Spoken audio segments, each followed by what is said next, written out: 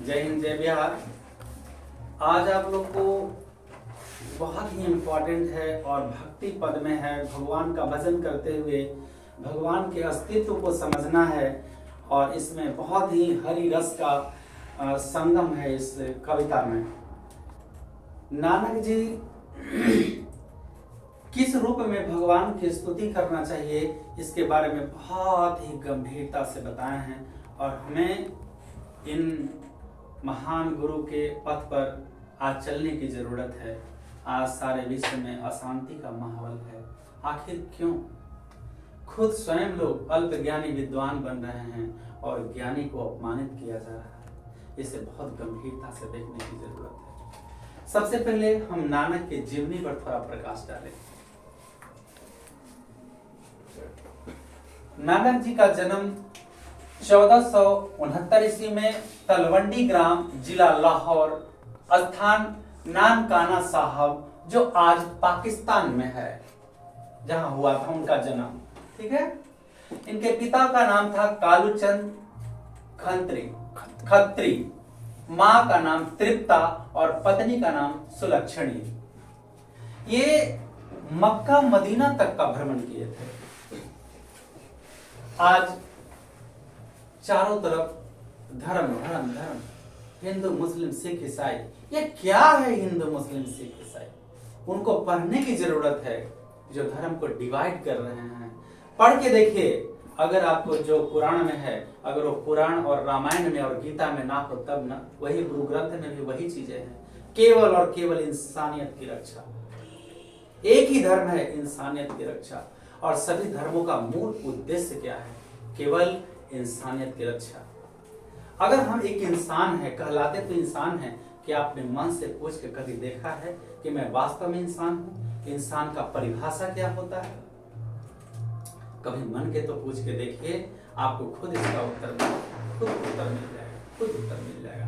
कभी ढूंढिए, क्या आपका मन किसी को कर्म नहीं दिया है? क्या आपका आत्मा किसी को परेशान नहीं किया है?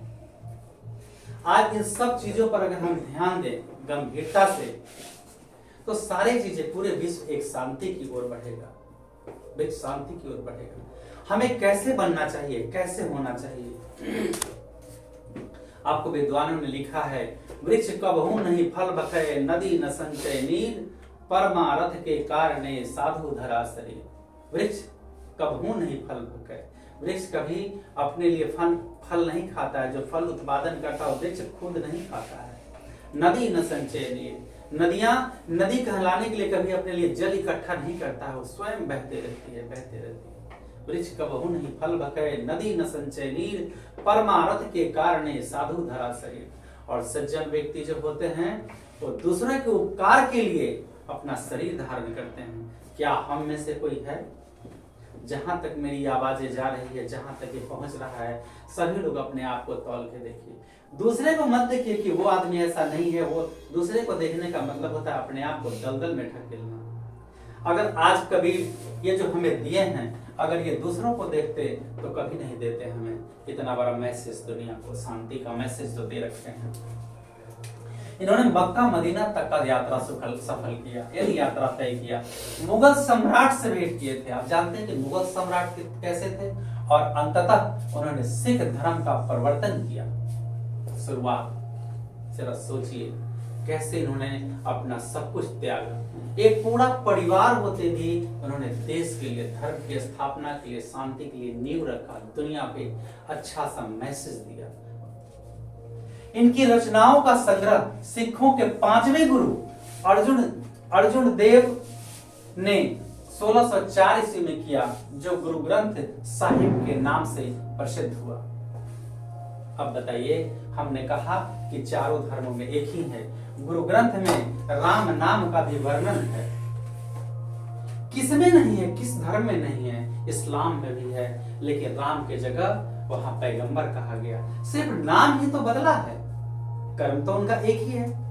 ईमान की स्थापना, ईमानदारी से जिंदगी बिताना और शांति स्थापित करना। कहाँ दोनों में अलग कुछ है भाई?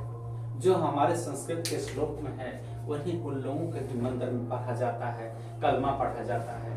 अगर नहीं जानते हो एक बात मैं जानकारी के लिए सबके बता दूं कि जो व्यक्ति किसी के धर्म के विरुद्ध बोलता है, इसका मतलब वो अपने ही धर्म का अपमान कर रहा है। क्योंकि क्या उसका धर्म इजाजत दिया कि किसी के धर्म के विरोध में जाकर बोले? नहीं, इसका मतलब उसका धर्म गलत है। कोई भी धर्मावलंबी किसी के विरुद्ध अगर जाकर के बोलते हैं, इसका मतलब साफ जाहिर है कि उनके धर्म में ऐसी ही शिक्षा दी गई है, वरना किसी के विरुद्ध नहीं बोलते। राम मन के अंदर है, अल्लाह मेरे मन के अंदर है, स्वर के अंदर है, गुरु साहब गुरु नानक सब मेरे मन के अंदर है। जो गुरु ग्रंथ की वाणी है, जो ईसा की वाणी है, वो भी हमारे शरीर और मन के अंदर है। ईसा ने दुनिया में शांति स्थापित की। तो आज जरूरत है हम सब लोगों को उनके पथ पर चलने की।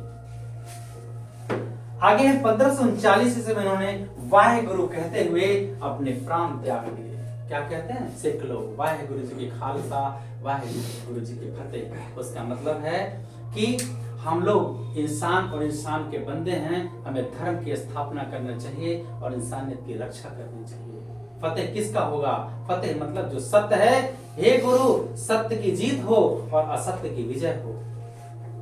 इस्लाम का एक लफ्ज है ला इलाहा इल्लल्लाह मुहम्मद रसूलुल्लाह। इसका मतलब होता है पैगंबर भगवान खुदा एक ही है, वो सबों की हिफाजत करे, इंसानियत की रक्षा करे। हे परवरदिगार मुझे इतनी शक्ति दे कि मैं इंसानियत की रक्षा कर सकूं। वही तो मेरे भी धर्म में, हिंदू धर्म में भी, सारे धर्मों में राम ने क्या किया? सत्य की राह पर चलकर सभी धर्म की स्थापना की, सच्चाई को मार्गदर्शन किया। राम आपस में नहीं लड़े, ईसा आपस में नहीं लड़े, गुरु साहब आपस में नहीं लड़े, मोहम्मद आपस में नहीं लड़े। तो हम जैसे मूर्ख लोग आपस में लड़ते, उन्होंने कभी कहा कि लड़ो? अगर एक भी लाइन कहीं लिखा हुआ है किसी ग्रंथ में कि लड़ो आपस में, मुझे दिखा दे कोई धर्म जानने वाले। क्या तक मैं खुलेआम चुनौती देता हूं, अगर है तो हमें दिखा दे, मैं भी उनके सामने बैठ के बहस करने के लिए तैयार हूं। वरना इंसानियत की स्थापना करे, धर्म के नाम पर लोगों को नहीं बांटे।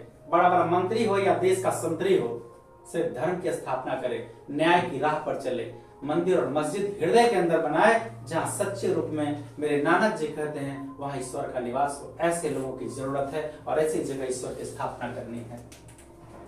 उन्होंने सच्चे हृदय में भगवान को भक्ति की ओर प्रेरित किया है।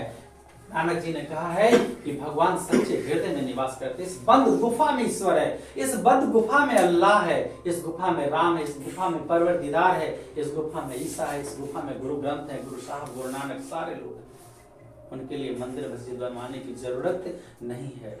अगर हम इंसानियत की रक्षा कर दें, सत्य की स्थापना कर दें, धर्म की स्थापना कर लें, तो धर्म क्या है? सत्य की राह पर चलना धर्म है। तो आज तक देखते हैं कि लोग मंदिर जाते हैं, लूट मचा लेते हैं, नमाज पढ़ने जाते हैं, न जाने क्या क्या करते हैं। अरे असल तो धर्म यही है जो हम सत्य के रास्ते पर चलें। हम पढ़ाते हैं ये मेरा धर्म है, आप पढ़ते हो ये आपका धर्म है, यही धर्म है। सैनिक बॉर्डर पर देश की हिफाजत करता है, वही उसका धर्म है। डॉक्टर लोगों का इलाज करता है, वही उसका धर्म है।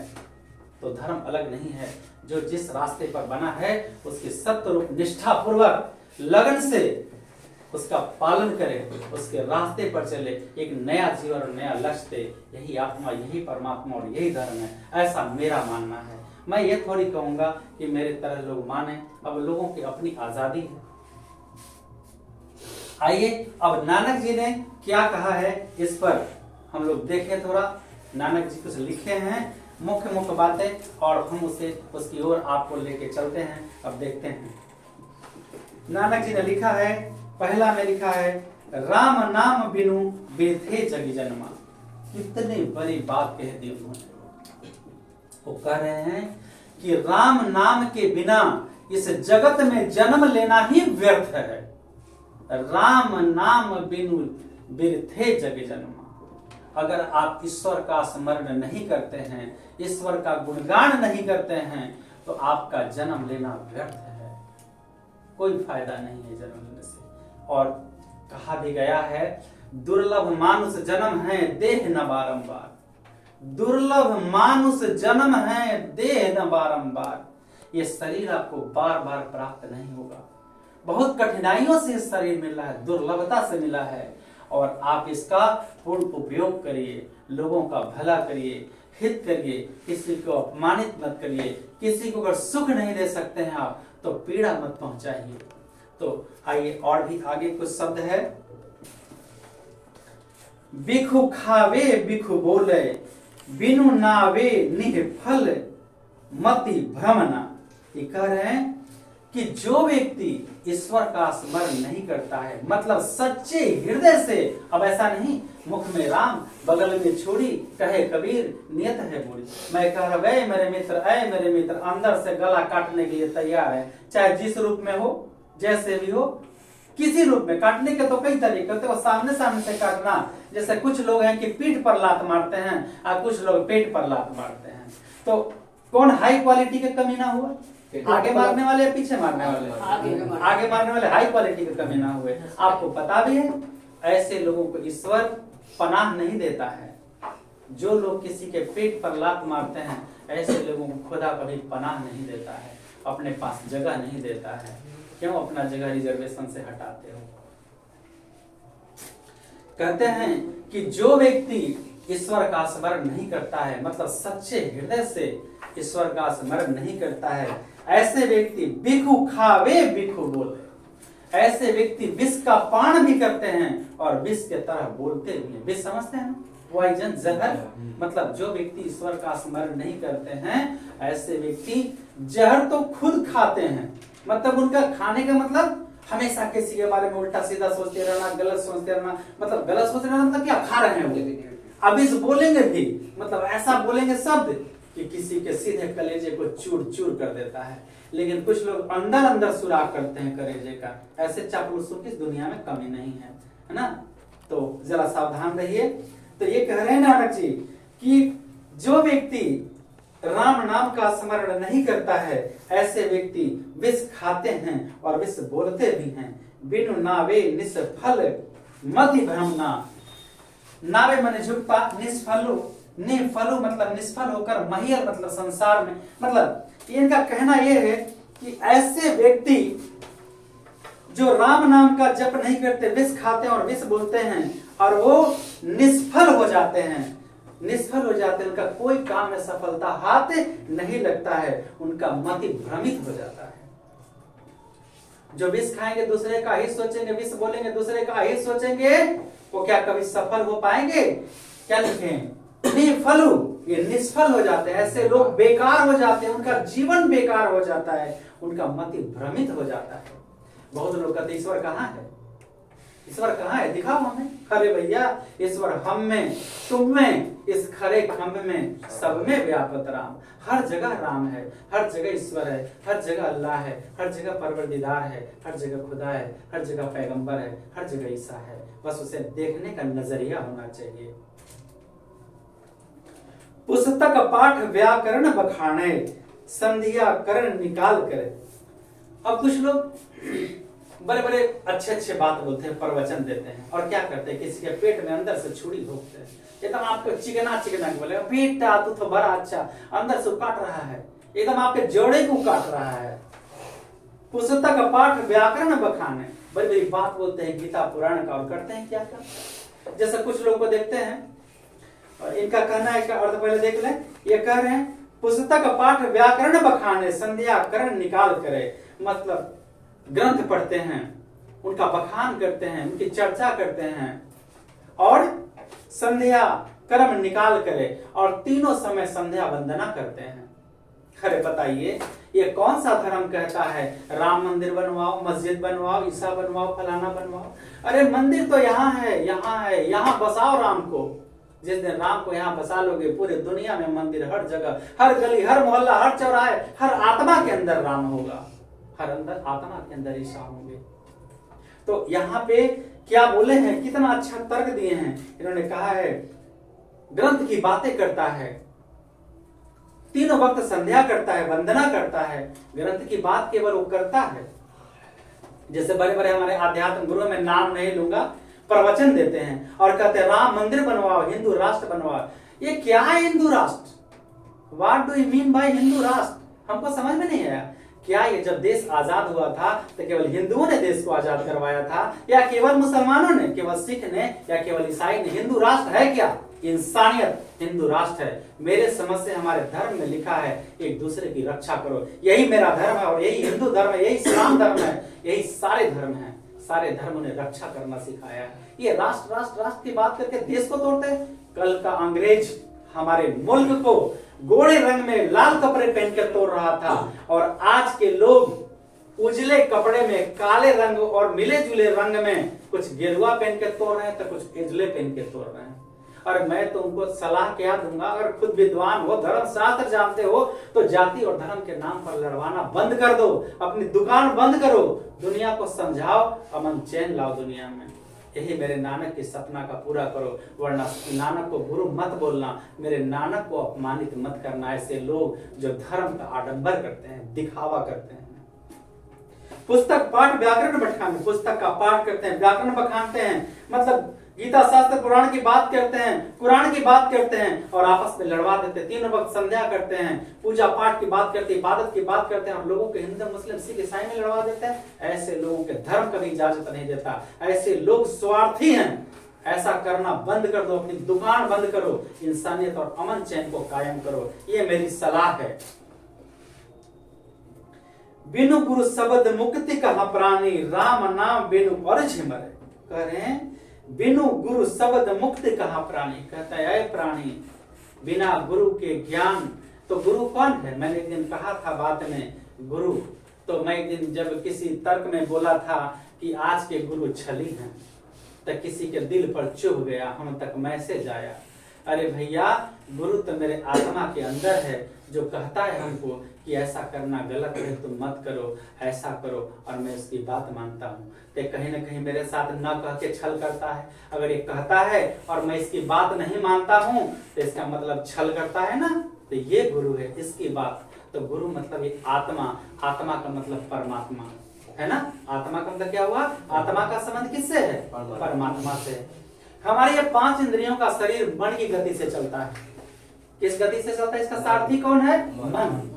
अगर मन के सारथी मन को चलाने वाला अगर मेरा परमात्मा हो जाए, उस दिन न हिंदू को पुराण का जरूरत है, न इस्लाम को कुरान का जरूरत है, न बाइबिल का जरूरत है, न गुरु ग्रंथ का जरूरत है।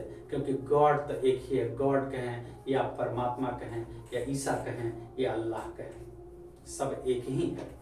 तो उस गुरु की कृपा जब हो जाएगी, उस गुरु का ज्ञान जब हो जाएगा, कब? जब चक्षु खुलेंगे तब ना। गेरुआ वस्त्र में भगवान नहीं है, व्हाइट कपड़े में भगवान नहीं है, भगवान इसके अंदर है। इसे महसूस करो, अंतर आत्मा से महसूस करो, उस गुरु को जागृत करो जो तुम्हें ज्ञान देने वाला है। हम जैसे मूर्ख गुरु क्या ज्ञान देंगे? ज्ञान तो तेरे अंदर समंदर है। बिनु गुरु शब्द मुक्ति कहा प्राणी। जब तक ईश्वर का गुणगान, गुरु शब्द का मतलब ईश्वर का गुणगान हुआ। गुरु हम जैसे पाखंडी लोग गुरु नहीं है, गुरु का मतलब ईश्वर। बिनु गुरु शब्द मुक्ति कहा प्राणी। ऐ प्राणी, तेरी मुक्ति उस परमात्मा के आराधना, उस परमात्मा के अंतरात्मा से याद, उसकी साकारता को बिना स्वीकार किए हुए तेरी मुक्ति कभी संभव नहीं है। राम नाम बिनु उलझे मरे। और ऐसे लोग राम के नाम के बिना उलझ करके मर जाते हैं। मेरा बेटा, मेरा बेटा, मेरा बेटा, मेरा बेटी, मेरी बेटी। कौन बेटा? किसका बेटा? कोई किसी का पुत्र नहीं। ये रिश्ते नाते ये सब उलझन के धोखे हैं। ये रिश्ते नाते सब उलझन के धोखे हैं, इससे बचो, ठीक है ना। ये बेटा, ये मेरा बेटा, ये मेरा बेटा। कौन बेटा? किसका बेटा? अगर मैं मर जाऊं तो अगर मेरा एक बेटा है तो वो घाट तक ले जाएगा हमें, या तुम सब लेके जाओगे? कौन लेके जाएगा हमें? कौन लेके जाएगा हमें? क्या तुम मेरे बेटे से कम हो? ज्यादा हो, इसलिए उतनी ही लगन से, उससे ज्यादा लगन से पढ़ाएंगे, क्योंकि संपत्ति तो मेरे बेटे का है, लेकिन तुम मेरे प्यार के भूखे हो। आज सारे शिक्षकों से मैं अपील करता हूं कि जिस किसी विद्यार्थी को पढ़ाते हैं, अपने बेटा से ज्यादा सम्मान दे, उससे मान दे, उससे प्यार दे और पढ़ाए।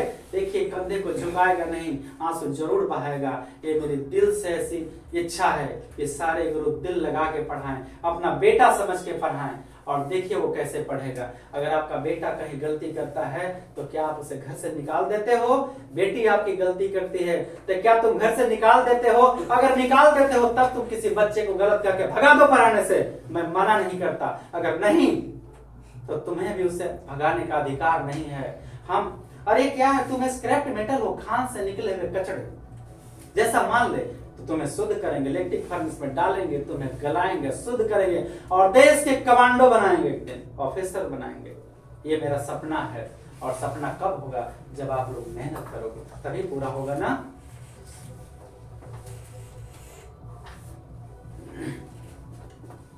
बिनु गुरु शब्द मुक्ति कहाँ प्राणी, है प्राणी बिना गुरु के ज्ञान अर्थात परमात्मा की आराधना, परमात्मा के याद के बिना तुम्हें मुक्ति नहीं मिलेगी। राम नाम के बिना उलझ के जीवन में व्यर्थ चले जाओगे, यूं ही भटकते हुए। दंड कमंडल शिखा सुत धोती, तीर्थ गवनु अति भ्रम नु करे। कहते हैं कि चूटा कमंडल धारण कर लो, गेरुआ वस्त्र पहन लो, तीर्थ पर यात्रा को, उससे राम नहीं मिलेंगे, उससे राम नहीं मिलेंगे। राम नाम बिन शांति ना आवे, राम नाम के बिना कभी शांति नहीं आएगा। हाय धन का लेके जाइबो, का लेके जाइबो। एक सेठ था, वो क्या करता था कि पूरा गांव भर के लूट पाट करता, सूद ब्याज पर पैसा इकट्ठा कर करके बहुत सारा अलमारी में रख लेता। बेटा के ब्याह हुआ तो बेटा के ब्याह किया, बहू आई, बहू साक्षात सरस्वती आई। अगर हम पूछते हैं आपसे कि सेलेक्ट करना हो, सरस्वती आपके सामने हो और लक्ष्मी, क्या सेलेक्ट करोगे? सरस्वती। मैं भी सरस्वती सेलेक्ट करूंगा, लक्ष्मी की जरूरत नहीं है। सरस्वती रहेगी ना तब विभीषण के दिमाग में ला देगी राम सत्य है और कह देगा, हे प्रभु रावण की तो प्राण उसके नाभिक में है। जब सरस्वती रहेगी कुंभकर्ण को कह देगा इंद्रासन के जगह निंद्रासन। विद्या बंधु जनो विदेश गमने विद्या परा देवता, विद्या ददाति विनियम विद्याति आति पात्रताम, पात्र तुम धनम आपनोति धना धर्म तथा सुखम। विद्या विनय देती है, विनय से पवित्र पात्रता बढ़ता है, पात्रता से धन का आगमन होता है और सुख की प्राप्ति होती है। तो पहले क्या सेलेक्ट करोगे? सरस्वती को सेलेक्ट करना है। जब सरस्वती आ गई तो फिर आपको किसी चीज की जरूरत नहीं। लेकिन आज के लोग धन के पीछे पीछे पड़े रहते हैं। हाय धन, बेटा के लिए, बेटा के लिए चले जाओगे, सब चला जाएगा, साथ कुछ नहीं जाएगा। प्यार से समाज का कफन लकड़ी मिल जाए तो बहुत है। राम नाम बिनु शांति ना आवे, राम का नाम जब तक सच्चे हृदय से नहीं लोगे, तो कैसे सच्चे हृदय से? पड़ोसी का दुख देके, किसी को लूट के, सच्चे हृदय से, सच्चे हृदय से। वसुधैव कुटुंबकम समझेंगे, ये सारा संसार मेरा परिवार है। जिस तरह अपने बेटे को पढ़ाएंगे, बेटी को पढ़ाएंगे, उसी तरह उसी टेबल पर आपको भी पढ़ा के काबिल बनाएंगे। ये हुआ राम का नाम। हम खुद खाएंगे, दूसरों को भी खिलाएंगे, ये हुआ राम का नाम। नहीं तो आपके लूट के खाएंगे, प्यार नहीं रहेगा, तो एक न एक दिन नष्ट हो जाएगा। कमाए धन पाप का, जस आवे तस जाए। राम नाम बिनु शांति ना आवे, राम नाम के बिना कभी शांति आने वाला नहीं है। हरि हरि नाम सुपारी परे, जो हरि का नाम जपेगा उसका नैया पार लग जाएगा, उसका नैया पार लग जाएगा। जटा मुकुट तन भस्म लगाई, कहता है कि जटा धारण कर लो, पढ़कर का जटा बना लो, भस्म लगा लो देह पर। जटा मुकुट तन भस्म लगाई, मुकुट लगा लो, भस्म लगा लो, जटा बना लो, उससे ईश्वर नहीं मिलेंगे। वसन छोड़ी तर नगन भयो, नागा लोग को देखते हैं वस्त्र त्याग देता है, वस्त्र त्याग देता है, कभी इससे भगवान नहीं मिलते हैं। ये सब ढोंग है, ये सब पाखंड है और मैं भी इसके लिए सहमत हूं इनके बात से। ये सब पाखंड है। राजा जनक जी से एक व्यक्ति कहा कि राजा जी आप सन्यासी नहीं हो सकते हैं। राजा जनक जी एक सन्यासी व्यक्ति थे और सन्यासी वो नहीं है जो आश्रम में रहता है, सन्यासी वो भी है जो अपना सच्चे धर्म से सारे निष्ठा, सारे कर्मों को, सारे फर्जों को, सारे रिश्ते नातों को अदा करता है, अपना हक, अपना फर्ज, वो सन्यासी व्यक्ति है। तो राजा जनक जी बोले कि नहीं, मैंने कब कहा महात्मन कि मैं सन्यासी हूं, बिल्कुल नहीं। तो रात में खाना पीना खिला दिए और आग जला, पहले क्या किए, राजा जी खाना वाना खिला दिया आश्रम में। तो एक व्यक्ति आया दौड़ते हुए राजा के पास, न्याय के लिए तड़पते हुए गिर गया। तो सन्यासी सो रहे थे, सैनिक को हुक्म दिया, सैनिक जाकर के बोलो सन्यासी को कि एक व्यक्ति तड़प रहा है पानी के लिए, अगर वो लेके पानी आए, इसके प्राण बचा ले, अगर एक बूंद पानी गिर गया तो उसका गर्दन धड़ से अलग कर दिया जाएगा उस सन्यासी को, वरना खाली कटोरा लेकर भी आ सकता है। तो सन्यासी राजा के सामने खाली कटोरा लेकर प्रकट हो गया। कहा महात्मन आप तो सन्यासी हैं, फिर ये कटोरा खाली क्यों? तो महाराज आपने क्या कहा था, मृत्यु दंड दे दिया जाएगा। तो अपनी प्राण बचाने के लिए उसने दूसरे को मरने दिया, क्या वो सन्यासी है? राजा जी बैठ गए उनके पद पर, कहे महात्मन आप यहाँ बैठिए, यही आदेश हमें दीजिए। यही आदेश दिए। राजा जी भरल कटोरा पानी लेके आ गए और उसे पिला के ठीक किए। कहा आप आदेश दीजिए महात्मन, राजा आप आदेश दीजिए मेरी हत्या का। भ्रमित हो गया, कहा ये क्या, मेरी आंखें खुल गई। हाथ जोड़ के माफी मांगा। तो ऐसा नहीं कि वन में जाके तपस्या करेंगे तो सन्यासी। एक डॉक्टर अगर सच्चे निष्ठा से लोगों का इलाज करता है वो सन्यासी है। एक टीचर सच्चे हृदय से सबको प्यार के साथ सभी एक भावना से अगर पढ़ाता है वो सन्यासी है। सैनिक अगर देश की सेवा करता है सच्चे हृदय से, पैसा के लोभ में नहीं, वो सन्यासी है। एक किसान सन्यासी है जब मिट्टी से सोना उगाता है और हमारे क्षुधा को तृप्त करता है। जेते जिए जंत जल थल महियल तत्र तत्र भूप सरज। देखिए इनका कहना है कि किसी तरह जन्म लेकर इस संसार में लोग आते हैं और जैसे तैसे जी करके और ये दुनिया छोड़ के चले जाते हैं। गुरु प्रसाद राखिले जन को हरिस नानक घोल पियो।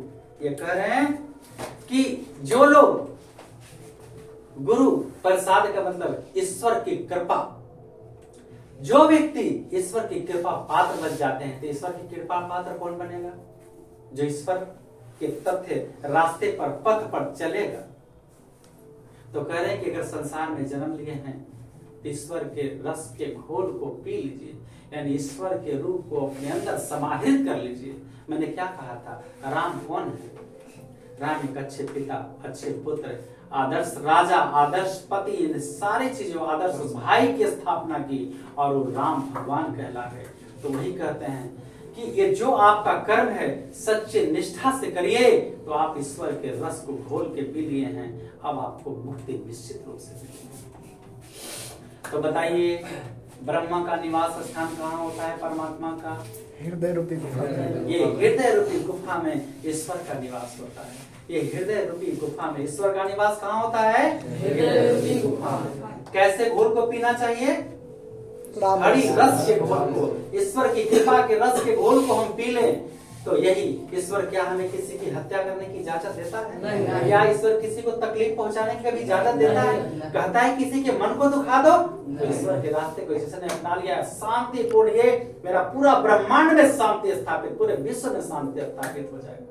हम ये सोचे कि अगर वो अशांति रहता तो मैं क्यों? नहीं, ये मूर्खता है, ये मूर्खता है। हम लोग के खेल की दुनिया में बताता है मार्शल आर्ट में कि बेटा ये जब गुरु हम लोग के संशय ज्ञान दिए तो बोले बेटा अटैक नहीं करना है, नो अटैक, केवल डिफेंस।